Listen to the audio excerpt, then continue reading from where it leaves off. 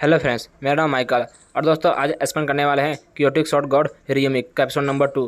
चलो दोस्तों स्टार्ट करते हैं। जैसे कि हमने पिछले एपिसोड में देखा था कि जियान तियांग अपनी पावर को चेक करने के लिए गुरुकुल आता है और अपने पावर को चेक करने के लिए वो एक स्तंभ पे अपना हाथ रखता है, लेकिन उसको पता चलता है कि उसके पास कोई पावर नहीं है, कोई मैजिक नहीं है।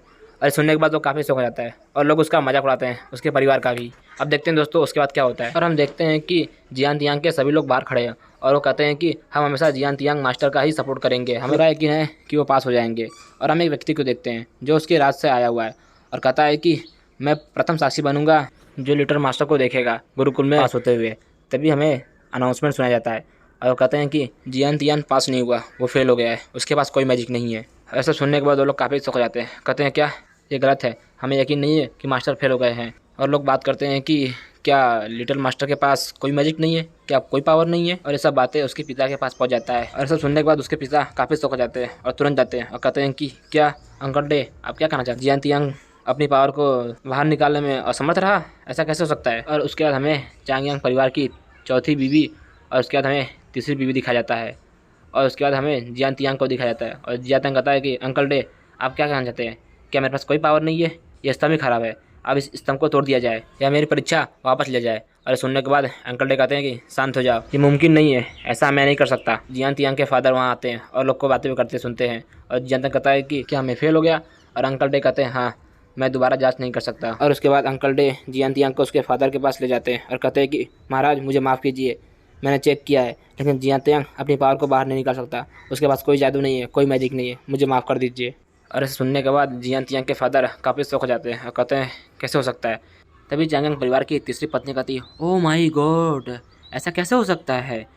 इसको इतने सारे साधन दिए गए, इसने युद्ध का कौशल भी सीखा और इसके पास काफ़ी हुनर भी है, लेकिन ये सचमुच अपने मैजिक को बाहर नहीं कर सकता। ये तो बहुत ही अफसोस की बात है। और उसके बाद वो महाराजा के पास आती है और कहती है कि सुनिए, मैंने सुना है कि जियान तियांग के पास कोई मैजिक नहीं है, आप क्यों नहीं उसको बाहर निकाल देते हैं? तभी ऐसा सुनने के बाद उसके साथी हंगामा करने लगते हैं, कहते हैं कि नहीं नहीं, ऐसा नहीं हो सकता।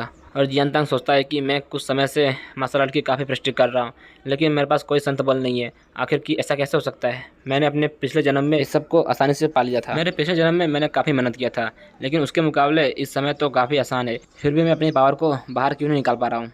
ऐसा तो नहीं है कि मैंने मार्शल आर्ट की काफ़ी ट्रेनिंग किया है, शायद इसीलिए मैं अपने अंदर की ऊर्जा को बाहर नहीं निकाल पा रहा हूँ, शायद वो सभी ऊर्जा को सोख लिया है, शायद ऐसा ही हो सकता है। आई सी।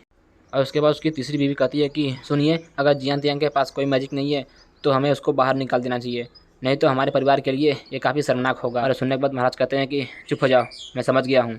और उसके बाद जियान तियांग के फादर अनाउंस करते हैं कि जियान तियांग को मिलने वाले सभी सुविधाओं को ले लिया जाए और उसके वहाँ को मिलने वाले पैसे और सुविधाओं को भी आधा कर दिया जाए। और ऐसा सुनने के बाद जियान तियांग कहता है कि मुझे पता है आप लोग का प्यार कहाँ गया, आखिर वो प्यार कहाँ गया जहाँ आप मुझे लाड प्यार करते थे? मेरे पास कोई मैजिक नहीं है, इसीलिए आप लोग अब अपना असली रूप दिखा रहे हैं। और उसके बाद जियान तियांग के फादर कहते हैं कि आज के लिए बहुत कुछ हो गया, सभी लोग वापस चलो। और उसके बाद जाते जाते तीसरी बीवी कहती है कि मैंने सुना है कि आपका बेटा तो नाकाम रहा, आपके लिए बहुत बुरा हुआ। हाँ हाँ हाँ। और उसके बाद वही सर्वेंट आता है और कहता है कि लिटिल मास्टर प्लीज़ अपने पिता को इतना बुरा भला मत कहिए, उनको अपने परिवार को देखना है और परिवार की प्रतिष्ठा को भी देखना है। और जियान तियांग कहता है कि हाँ मुझे पता है। और जियान तियांग सोचता है कि उसके पास उसके खुद के कारण है और मेरे पास मेरे खुद के कारण है, मुझे अब इस परिवार में रहने की कोई ज़रूरत नहीं है। और उसके बाद जियान तियांग अपनी माँ के पास जाता है और कहता है कि माँ मुझे माफ़ करिए, आपका बेटा असमर्थ रहा, आपका बेटा फेल हो गया और उसकी वजह से आपको बहुत कुछ झेलना पड़ेगा। और उसकी माँ कहती है कि क्या हुआ बेटा, कोई फ़र्क नहीं पड़ता अगर तुम अपनी पावर को बाहर नहीं निकल पाए, ऐसे कितने लोग हैं, मुझे यकीन है कि तुम अपनी पावर को एक न एक दिन ज़रूर बाहर निकाल पाओगे, तुम भी वैसे ही बन पाओगे जैसे बाकी लोग भी अपनी पावर को बाहर निकालते हैं। और तुम जियान तियांग डरो मत, तुम्हारी माँ तुम्हारे साथ है, अगर तुम्हें कोई भी धमकाएगा तो मैं उसे सबक सिखाऊंगी। हाँ माँ, थैंक यू, तुम मेरे सबसे अच्छे बच्चे हो। हाँ माँ, मैं जानता हूँ आप मुझसे बहुत प्यार करती है। और जियान तियांग कहता है कि माँ आप चिंता मत करिए, मैं आपकी हमेशा रक्षा करूँगा, जो भी मेरी माँ को सताएगा मैं उसे ख़त्म कर दूँगा और मैं अपनी माँ की हमेशा रक्षा करूँगा। और उसकी माँ कहती है कि हाँ बेटा, मुझे तुम पे पूरा भरोसा है, तुम मेरी हमेशा रक्षा करोगे। और जियान तियांग कहता है कि जिन लोगों ने मेरी माँ को परेशान किया है, मेरी माँ को दुख दिया है, मैं उसे जिंदा नहीं छोड़ूंगा, उन लोगों को इसकी कीमत जरूर चुकानी होगी। और दोस्तों इसी के साथ एपिसोड 2 यही खत्म होता है। अगर दोस्तों आपको वीडियो पसंद है तो लाइक कीजिए, कमेंट कीजिए, शेयर कीजिए। बाय दोस्तों।